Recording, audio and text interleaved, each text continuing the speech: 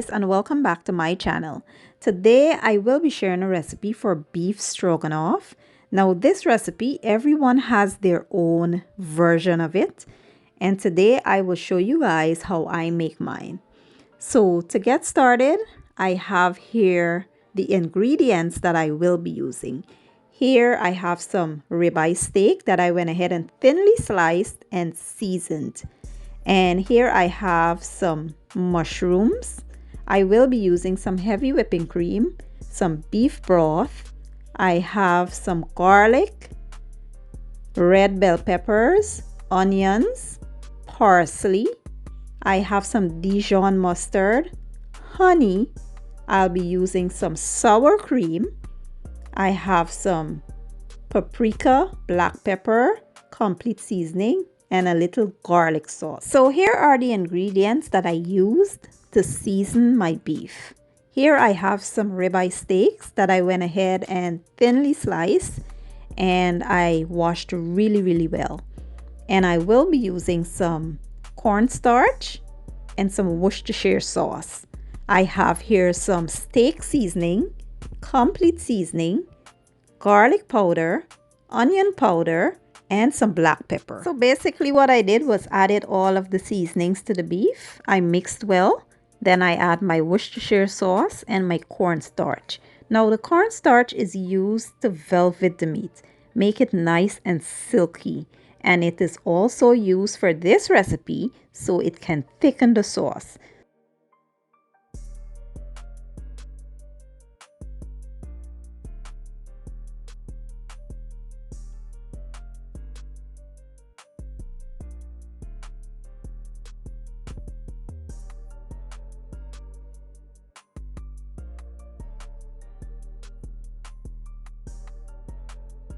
So here in my cast iron skillet, I have added some oil and I will add my beef.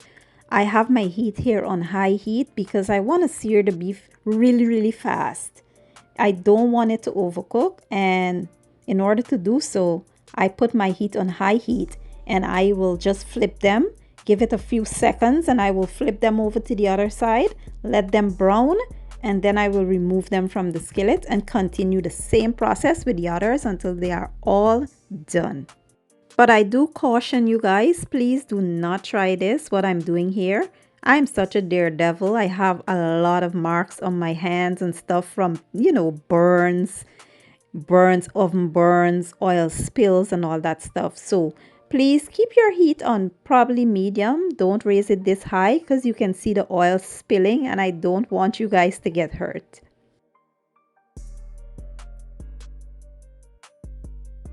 And once you're done, this is how your beef should be looking. Now let's continue. So I went ahead and poured off most of the oil, and I will be using the same skillet and adding a little bit of butter, and we will allow the butter to melt.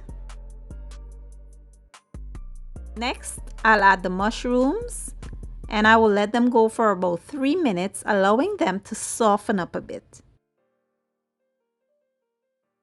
So I went in with a tablespoon more of butter, and now I will add the onions and the bell peppers.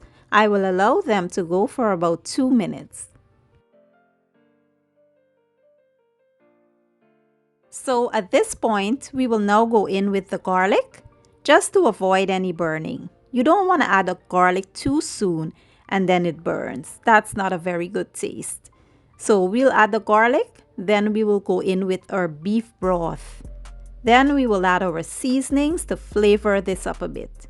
And we will add our Dijon mustard and our honey. Now the honey is used just to balance everything out. Usually when you're making a very savory dish and it has a lot of savory flavors and tangy, components, you usually balance it out with a little bit of sugar or honey. So that's what the honey is used for. And then we will add our heavy whipping cream and we will let it all come up to a simmer on low heat.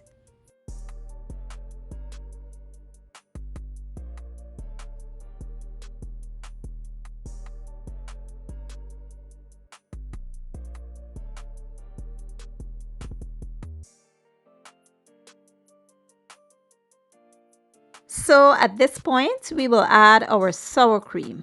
But before we add the sour cream, we will temper it down a bit by adding some of the liquid in the skillet to the sour cream, mixing well until the sour cream comes up to the same temperature as the liquid in the skillet.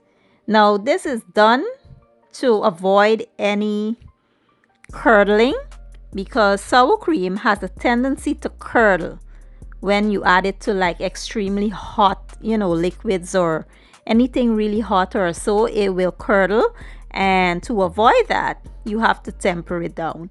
So we will do that, and then we will add our beef, and we let that go for about 3 minutes.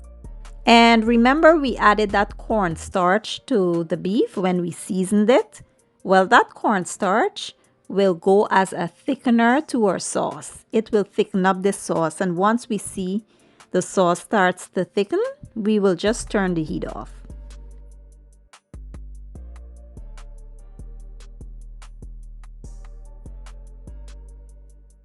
So look how thick our sauce has gotten. Now you don't want it too thick, because as it cools down, it will thicken even more. So this is perfect. Now we'll add our parsley for a pop of color, and that's it, you guys. That is how you make the most delicious beef stroganoff. And now we will plate this up and we'll get ready to serve.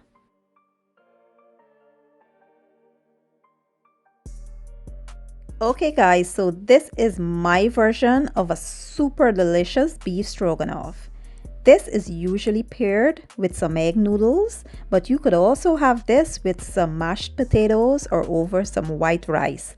I do hope you guys enjoyed that video. If you did, give it a thumbs up, share it, leave a comment down below, and don't forget to hit that subscribe button. I will leave all the ingredients down in my description box, and I will see you guys in my next video.